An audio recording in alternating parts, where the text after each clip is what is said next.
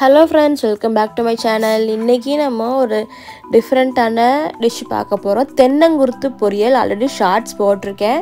இப்போ நம்ம detail video பார்க்கலாம். ஒரு ஃப்ரையிங் pan எடுத்துட்டு இல்ல ஒரு அகலமான கடாய் கூட எடுத்துக்கோங்க. 2 டேபிள்ஸ்பூன் கடலை எண்ணெய், கடுகு, 2 பெரிய வெங்காயம், கருவேப்பிலை, வரமிளகாய். வெங்காயம் வந்து 2 சேர்த்துக்கணும். 2 பெரிய வெங்காயம் எடுத்து நல்லா அது எல்லாம் வதங்கினதுக்கு அப்புறம் மஞ்சத்தூள் ஒரு சிட்டிகை, காரத்துக்கு வரமிளகாத்தூள் 1 டேபிள்ஸ்பூன் சேர்த்துருக்கேன். நீங்கள் காரம் தேவைன்னா வரமிளகாயை வந்து இன்னும் கூட ஒரு 2 எக்ஸ்ட்ரா ஆட் பண்ணிக்கோங்க. தூள் எக்ஸ்ட்ரா சேர்க்க வேணாம். இப்போ நல்லா அது பச்சை வாசனை போகட்டும். லைட்டாக நம்ம தண்ணி சேர்த்துக்கலாம். அது நல்லா கொஞ்சம் மிக்ஸ் ஆகி வரத்துக்கு. இதில் மருத்துவ குணங்கள் நிறையா இருக்குது. மென்சஸ் டைமில் பெயின், அப்புறம் நீர்க்கட்டி, அந்த யுட்ரஸை க்ளீன் பண்ணுறதுக்கான இது, தென் கிட்னி ஸ்டோன், அப்புறம் கான்ஸ்டிபேஷன், அல்சர், இது எல்லாத்துக்குமே இது சரி பண்ணும். ஸோ மறக்காமல் கண்டிப்பாக கிடச்சிச்சின்னா வாங்கி சாப்பிடுங்க. ஸோ ஓரளவு நல்லா வெங்காயம், வரமிளகா, அந்த மசியல் நல்லா மசிஞ்சிருச்சு. இப்போ தேவையான அளவு தூளுப்பு சேர்த்துக்கோங்க. தூளுப்பு சேர்த்துட்டு நல்லா அதில் கலந்து விட்டுடலாம் மசாலாக்குள்ளே.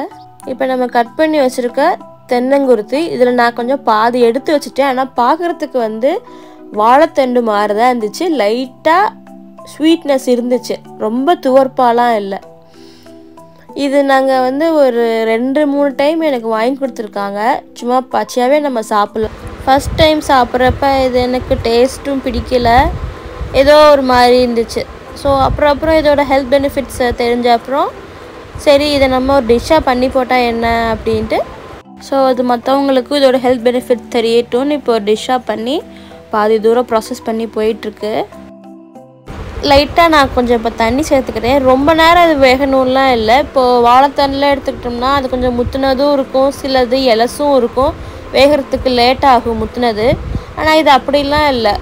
ஒரு 7-8 நிமிஷம் மட்டும் நீங்கள் வேக வச்சா போதும். சூப்பராக நமக்கு தென்னங்குருத்து பொரியல் தயாராகிரும். ஸோ இது வேகட்டும். மறக்காமல் உங்கள் வீட்டில் இதை செஞ்சு பாருங்கள். செஞ்சு பார்த்துட்டு கமெண்ட் சொல்லுங்கள். நல்லா இப்போ தண்ணி சுண்டி வந்துருச்சு.